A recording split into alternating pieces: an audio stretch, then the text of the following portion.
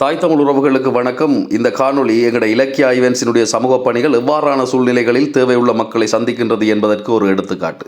உழவுக்கும் தொழிலுக்கும் வந்தனை செய்கின்ற தமிழர் திருநாளாகிய தைப்பொங்கல் நாள் ஒரு சிறப்பு சாப்பாடு. குத்தரிசி சோறு, கீரை மசியல், தாளிச்சு மணக்க மணக்க பருப்பு கறி, பைத்தங்க பிரட்டல், வெங்காய சம்பல், இப்பதான் அடுப்பால் இறக்கி ஆவி பறக்க பறக்க உருளைக்கிழங்கும் சோயாமீட்டும் போட்டு அசல் குழம்பு, அப்பளம், மிளகாய் என்று அருமையான சாப்பாடு ரெடி. பக்குவமா பொதி செய்து பகல் நேர உணவு தேவைக்காக நாங்கள் கொண்டு போனது அளவட்டி பகுதியில் நோய்வாய்ப்பட்டிருந்த குடும்பத் தலைவர் இறந்த நிலையில் செய்வதறியாது திகைத்து நின்ற ஒரு குடும்பத்தின் இழப்பு வேளையில் எம்மால் முடிந்த ஒரு துயர் பகிரும் நற்செயல்.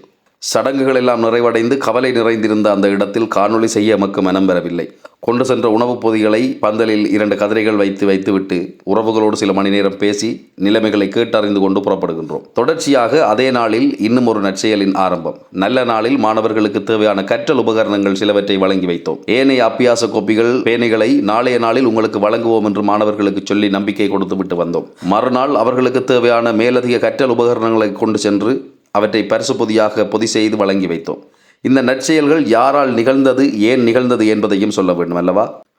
புலம்பெயர் தேசத்தில் வசிக்கும் விமலேந்திரன் இன்றைய நாளில் தனது பிறந்த தினத்தினை கொண்டாடுகின்றார். இந்த மகிழ்வின் தருணத்தில் தாயகத்தில் இருக்கின்ற தேவை உள்ள உறவுகளுக்கு ஏதாவது செய்ய வேண்டும் என நினைத்த அவருடைய மனைவி கீதா மற்றும் பிள்ளைகளான ரகீஷன், பிரதீஷன், டலிஸ்டாலினி ஆகியோர் இணைந்து தங்களுடைய இல்ல தலைவரின் பிறந்த தினத்தை சிறப்பித்திருக்கிறார்கள்.